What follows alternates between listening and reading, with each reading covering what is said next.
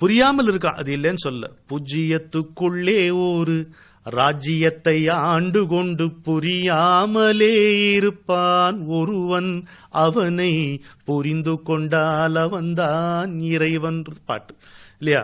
புரியாமல் இருக்கான், ஆனா அப்படியும் அறவே புரியாமலும் இல்லை. புரியாமல் இருக்கிறானே தவிர அறவே புரியாமல் இல்லவே இல்லை இறைவன். உள்ளே உள்ள கள்ளனவன், உள்ள விரியும் கமலத்தில் உள் வெளியாக்கும் கதிரும் அவன். எப்படி?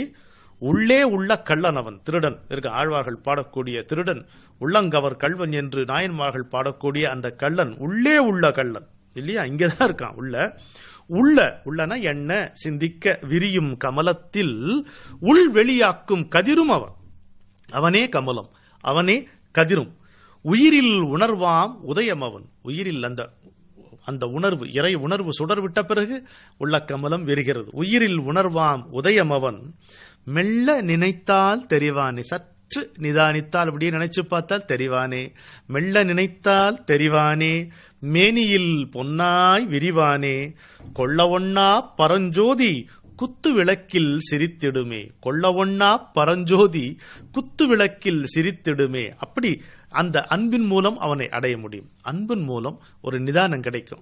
அந்த நிதானம் கிடைத்தால் நம்முடைய நினைவுகள் சீர்படும். அந்த நினைவுகள் சீர்பட்டால் நெஞ்ச கதவு திறக்கும். அந்த நெஞ்ச கதவு திறந்தால் உள்ள கமலம் விரியும். அந்த உள்ள கமலம் விரியும் போது அதனோடே சேர்ந்து உதயம் எழும். அந்த உதயம் எழும் போது எந்த கதிரவனின் ஒளிபட்டு அந்த கமலம் திறந்து இந்த உதயம் நேர்கிறதோ அந்த கதிரவனே அந்த கமலத்தில் வந்து அமரும் காட்சியும் நமக்கு கிடைக்கும். இப்படி இதனால் தான் இந்த கள்ளன் ஆனா உள்ளதா இருக்காம சிவனவன் என் சிந்தையுள் நின்ற அதனால் மாணிக்கவாசர் உள்ளதா இருக்க. இவனை ஒரு செல்ல பெயர் வச்சு அழைக்கிறார் திருமூலர். மாய நன்னாடன்கிறார். நல்ல நாட்டை சேர்ந்தவன், ஆனால் மாய நன்னாடன் என்கிறார். நமக்குள்ளேயே இருந்தாலும் நமக்கு அருளே புரிய காத்திருந்தாலும் நாம் அறியவில்லையே. மனம் என்கின்ற மாய நாட்டின் தலைவன் அல்லவா, அதனால்தான் மாயமா இருக்கான். மாய நன்னாடன். ஆனால் என்ன கிளைபரமான இந்த மனத்துல நாம் அவனை நினைத்த மாத்திரத்தில் நாம் நினைச்சது அவனுக்கு தெரிஞ்சு போயிடுதுங்கிறார் திருமூலர். என்ன கிளைபரமான மனத்தில் நாம் நினைத்த கணத்தில் நாம் அவனை நினைத்தது அவனுக்கு தெரிந்து விடுகிறது. நினைத்தது அறிவன். மாய நன்னாடன் நினைத்தது அறிவன்.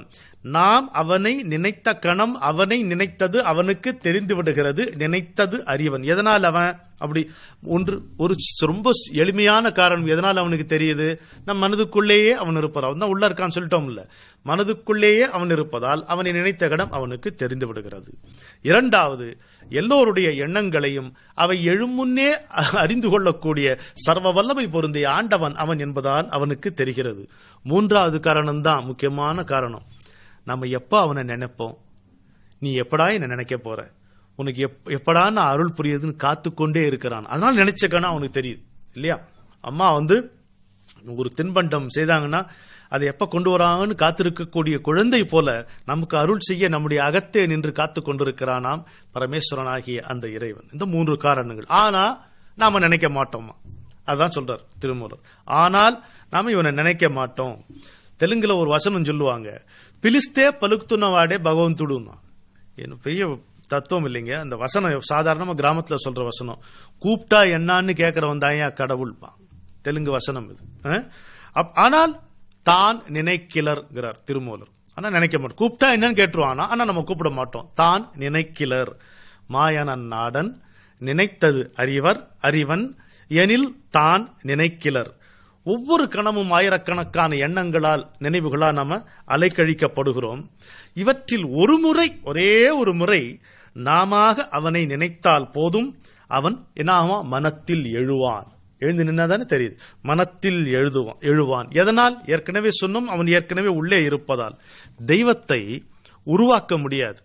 அது உள்ளே இருப்பதால் தான் அது உருவாகவும் தெரிகிறது, உணர்வாகவும் விரிகிறது. இப்ப நமக்கு ஏதாவது கஷ்டம் வந்தா கடவுளுக்கு கருணையே இல்லைங்கிறோம். நமக்கு கஷ்டம் வந்தா என்ன சொல்றது? கடவுளுக்கு கண்ணே இல்லை, கடவுளுக்கு கருணையே இல்லைங்கிறோம். இன்பத்தை அனுபவிக்கும் போது இறைவனுடைய நினைப்பு அவ்வளவு சுலபமாக அவ்வளவு தொடர்ச்சியாக நமக்கு வருவதே இல்லை. இதனால்தான் வள்ளுவர் சொல்றாரு, நன்றாங்கால் நல்லவா காண்பவர் அன்றாங்கால் அல்லற்படுவது எவன் அப்படின்னு ஊழ் அதிகாரத்துல கேட்கிறார். ஒரு நன்மை நடக்கும் போது இந்த நன்மை எனக்கு ஏன் நடந்ததுன்னு ஒரு பயம் யோசிக்கிறது இல்லை. ஒய் மீ அப்படிம்பாங்க. இப்ப இருக்கக்கூடிய இளைஞர்கள் ஒய் மீ அப்படின்னு. அந்த ஒய் மீன்ற கேள்வி நமக்கு நல்லது நடக்கும்போது எவனுக்குமே வரது கிடையாது. ஒரு சின்ன கஷ்டம் நமக்கு நடக்கும்போது ஏன் எனக்கு இது நடக்கணும், ஏன் எனக்கு இது நடக்கணும், ஏன் நடக்கக்கூடாதா? அந்த அளவுக்கு பெரிய ஆட்களா நம்ம. எல்லா கஷ்டங்கள் நடக்கிறதுக்கு எல்லா விதமான உரிமையும் தகுதியும் நமக்கு உண்டு. அந்த கேள்வி ஆனா நமக்கு வரதில்லை.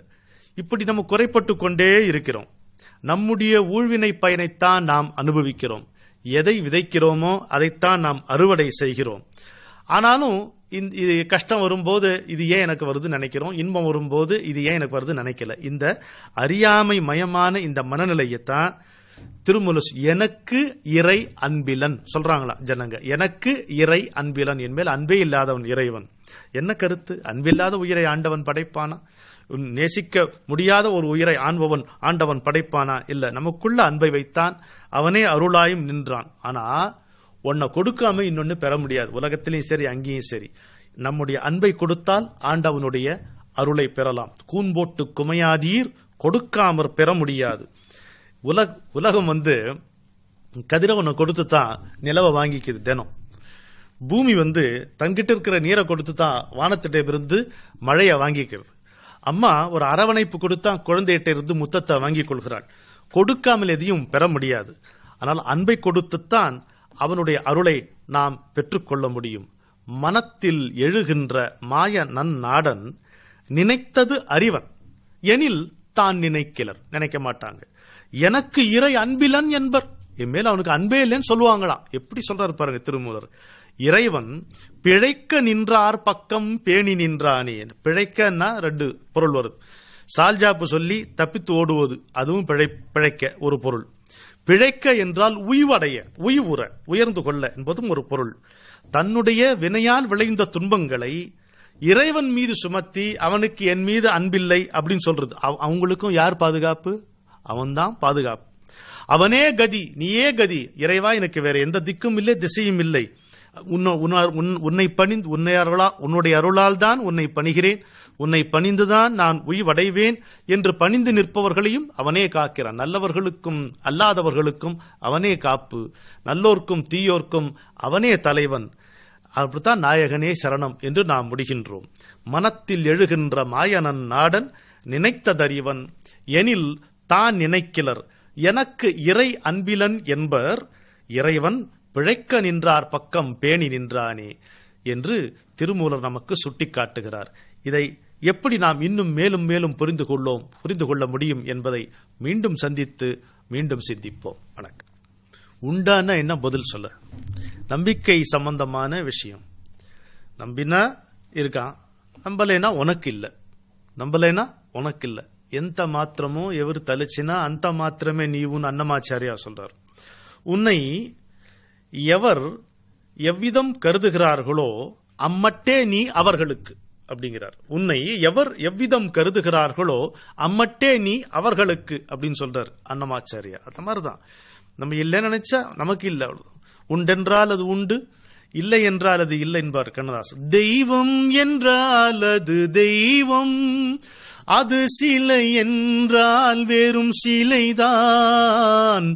உண்டென்றால் அது உண்டு, இல்லை என்றால் அது இல்லை, இல்லை என்றால் அது இல்லை. அப்படி அவ்வளவுதானே விஷயம்.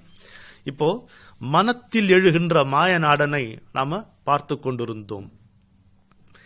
எனக்கு இறை அன்பிலன் சொல்றாங்களே, எவ்வளவு வருந்துறாரு பாருங்க. எனக்கு இறை அன்பிலன் சொல்றாங்களே இவங்க. அன்போடு ஒரு கணம் அமைதியாக அவனை நினைத்தால் அவன் உள்ளிருந்து வெளிப்படுவானே அப்படின்னு நினைச்சுக்கிறார். இப்படித்தான் அருளை நம்ம புரிந்து கொள்ள முடியும். அருளை எப்படி புரிந்து கொள்ள முடியும்? அன்பை தந்து பெறப்படுவதே அருள். அன்பை கொடுத்தால்தான் அருள் என்பது நமக்கு வசமாகும், அருள் என்பது நமக்கு புலப்படும் அப்படின்னு சொல்றார். அப்போ அப்பேற்பட்ட அன்பிலே தோய்ந்திருப்பவர்களுடைய நிலை என்னன்னா, தடைகளையே அவர்கள் வாய்ப்பாக கருதி கொள்வார்கள்.